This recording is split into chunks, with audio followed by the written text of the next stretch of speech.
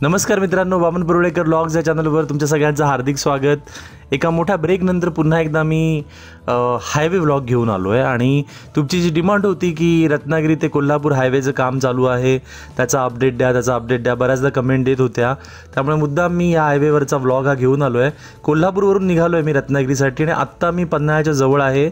तुम्हाला माहितीच आहे की साधारण केरले गावानंतर या हायवेचं काम सुरू होतं आणि तिथून मी सुरुवात केली आहे। केरले आसुर्ले पोर्लेचा जो कारखान्याकडे जाण्याचा रोड आहे तिथून मी हा ब्लॉग सुरू केला आहे। पन्हाळा घाटाच्या पायथ्याशी आहे मी आणि तुम्ही इथे काम बघताय, दोन्ही बाजूला हायवेचं काम चालू आहे। पन्हाळ्याकडे जायचा जो रस्ता आहे त्यात मध्ये जो घाट येतो तो पूर्ण घाट फोडून इथे रस्त्याचं काम चालू आहे।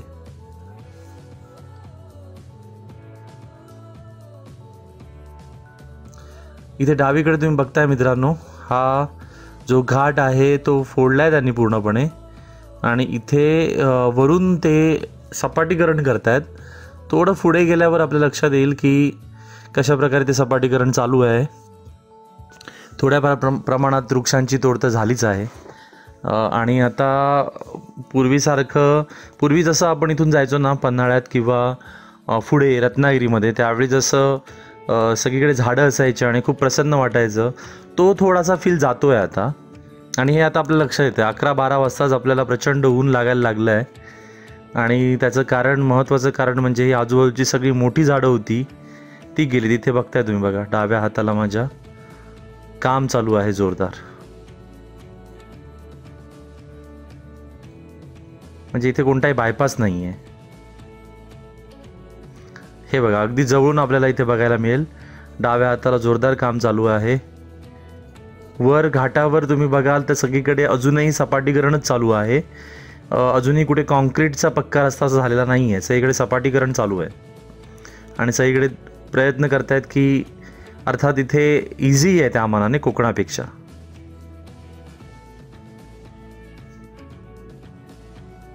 हे बघा आता आपण आलो इथे या तिठ्यावर। हा गेला एक रोड पन्हाळ्याकडे आणि एक रोड रत्नागिरीकडे आणि उजव्या हाताला खालून तो रोड येईल आणि तो कनेक्ट होईल पुढे।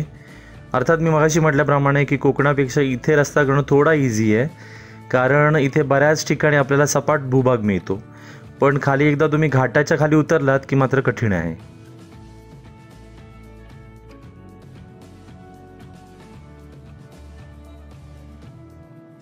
एक ते तुम्ही बघताय की कसं जोरदार काम चालू आहे।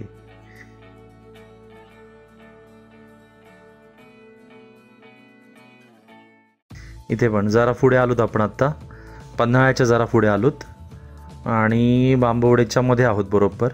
आणि इथे तुम्ही काम बघताय की इथे जोरदार काम चालू आहे आणि मगाशी म्हटलेलं की कोकणात जरा कठीण आहे काम करणं। आणि खाली तर मी अगदी फक्त प्रयत्न करेन की साखरपापर्यंत रेकॉर्ड करेन। 2 भागामध्ये करतो हा व्हिडिओ मी अर्थात। सो साखरप्यापर्यंत रेकॉर्ड करायचा प्रयत्न करेन, त्याच्या पुढे तर खूप खराब रस्ता आहे। सो आपण शक्यतो तिथून बायपास घेऊ, लालपरी। इथे पण बघा ह्या गावाजवळ अगदी खाली आपण जातो ना, हा चढ आहे तिथे आणि थोडासा टर्न मारून आपण खाली जातो। तिथेही तुम्ही बघताय दोन्ही बाजूने खूप काम चालू आहे। हा आता घाट सुरू होईल, इथून पुढे खाली गेल्यावर आपला एक रोड वारणा नगरकडे जातो, तो भाग येईल आणि तिथूनही पूर्ण खालून रोड घेतलाय त्यांनी शेतामधून।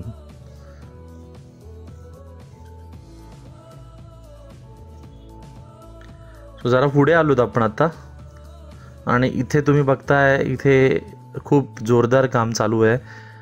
इथे तुम्ही बघताय की बऱ्यापैकी कदाचित एक रस्ता ओपनही होईल लवकर, एवढ्या प्रगतीपथावर आहे।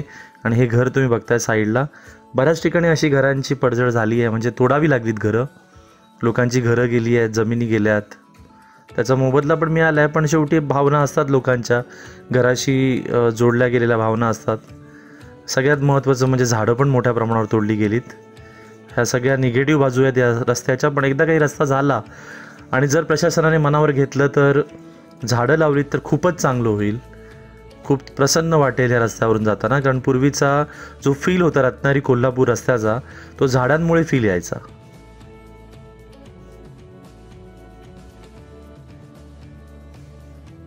हे बघा इथेही प्रगतीपथावर आहे काम। सपाटीकरण, जास्ती करून सपाटीकरणाचंच काम चालू आहे घाटावर. इथे पण तुम्ही बघताय.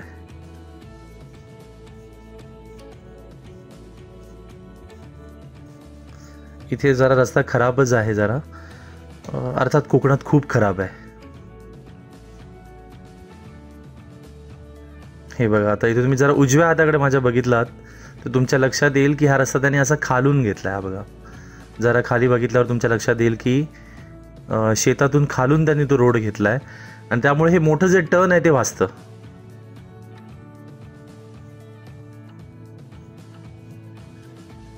ओके, आता आपण जरा पुढे आलोत आणि मित्रांनो, बांबवडे आणि मलकापूर दोन्ही मी स्किप करणार आहे, कारण तिथे मुख्य शहरांमध्ये कोणतेही काम चालू नाही आहे. त्यामुळे ते स्किप करूनच मी पुढे आलो आहे. मुख्य शहराच्या बाहेरून रोड घेतला आहे.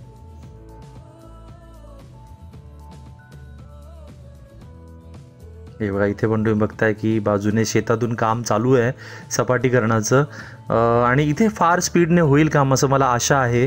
बाजूला तुम्ही बघताय लाईन पण टाकल्यात त्यांनी, MSEBने लाईन टाकल्यात. सो ते काम त्यांचं कवर झालेलं आहे. आता सपाटीकरणाचं काम मेजर काम आहे. त्यानंतर मग पुढची कामं सोपी आहेत, कारण इथे मोठ्या प्रमाणावर काही डोंगर फोडायचं नाही, जसं खाली आंबा घाटामध्ये आहे. आणि मित्रांनो, 2 भागात करतो आहे मी हा व्हिडिओ. पहिला भाग असेल आंबा घाटाच्या अलीकडे, म्हणजे आंबा गावाच्या अलीकडेपर्यंत, आणि दुसरा भाग असेल आंबा ते साखरपा. सो अशा 2 भागात मी हा व्हिडिओ करणार आहे. अर्थात साखरप्याच्या पुढे मी बायपास घेईन, मी जाणार नाही आहे त्या रोडला, कारण खूप खराब रोड आहे.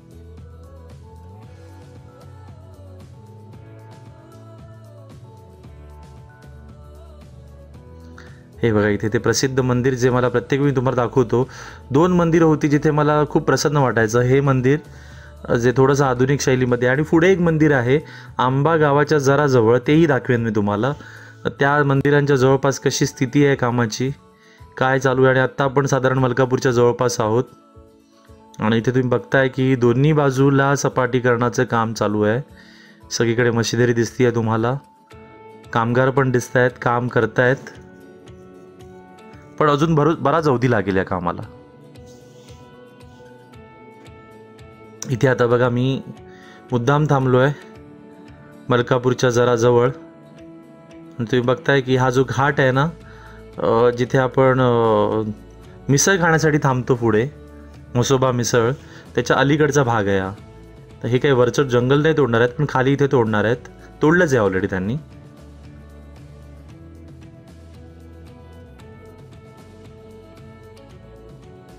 ओके, सो पुन्हा एकदा आपण मुख्य शहर सोडून पुढे आलोत. मलकापूर किंवा बांबवडे या दोन्ही शहरांच्या मधून तर हायवे नाही जात आहे, थोडा बाहेरून जातो आहे. त्यामुळे आता मलकापूर पण मागे गेलं आहे. मी शहरांचे वेगळे व्लॉग केलेले आहेत, माझ्या लिस्टवर आहेत किंवा माझ्या यूट्यूब चॅनलवर आहेत. तर ते तुम्ही कधीतरी नंतर बघा. विशेषतः या मलकापूर आणि बांबवडेमधून जाणाऱ्या रस्त्याचे व्लॉग आहेत. पण आत्ता मी मुद्दाम तुम्हाला हायवेची स्थिती दाखवतो आहे. त्यामुळे इथे बघाल तुम्ही की थोडं पुढे आलोत आणि आत्ता आपण मलकापूर आंबा रोडवर आहोत, आणि इथे कामाची गती फारशी नाही आहे. जरा पुढे गेल्यावर मात्र आहे, दाखवेन मी तुम्हाला. आत्ता इथे दिसत नाही आहे तेवढी गती.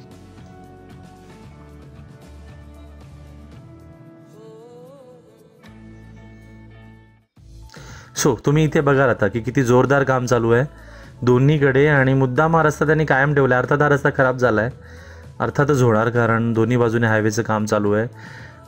त्यामुळे ज्यावेळी तुम्ही पुढच्या ट्रिपला याल, रत्नागिरी ट्रिपला, त्यावेळी लक्षात ठेवा की रस्ता प्रचंड खराब आहे. आणि पुढे गेल्यावर तर, कोकणात उतरल्यावर तर अतिशय खराब आहे.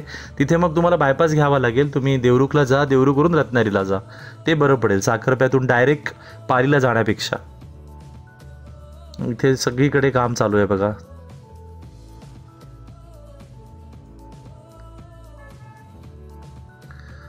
हे बघा, इथे पण दोन्ही साईडला काम चालू आहे.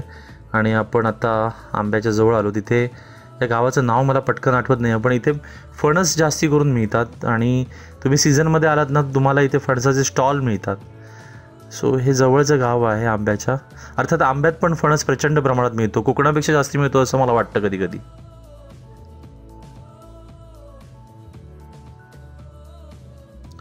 हां, हे मंदिर मित्रांनो जे मी तुम्हाला सांगतो की आता अर्थात झाडं तोडली आहेत, पण पूर्वी किती प्रसन्न वाटायचं. आणि ही जुनी कोल्हापूरमधली जी घरासारखी मंदिरं आहेत ना, स्ट्रक्चर त्यांचं जे, ती खूप सुंदर आणि संपन्न आणि प्रसन्न वाटतं अशा ठिकाणी. अर्थात आता ही मंदिरं वाचतील अशी मला आशा आहे, कारण रस्ता मला खालून घेतलेला दिसतो आहे, त्यामुळे इथे खूप प्रसन्न वाटतं या एरियामध्ये. इथे रस्ता खूप खराब आहे, ते खूप खराब झाला आहे रस्ता आता. तो तुम्ही बघताय मध्ये मध्ये डांबरीकरण पट्टे मारलेत. ओके, हा एकदम जबरदस्त भाग आला आहे आता.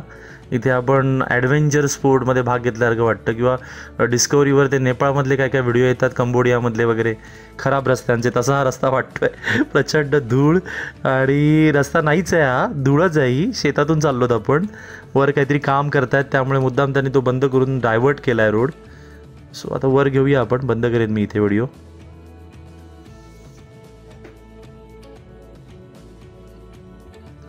इथे बघताय आंबा जवळ आलं मित्रांनो आता, आणि हा व्हिडिओ मी इथेच थांबवेन, कारण मी आंबा घाट कवर करणार नाही आहे. घाटाचा काही भाग करेन, जिथे काम चालू आहे ना तो करणार आहे.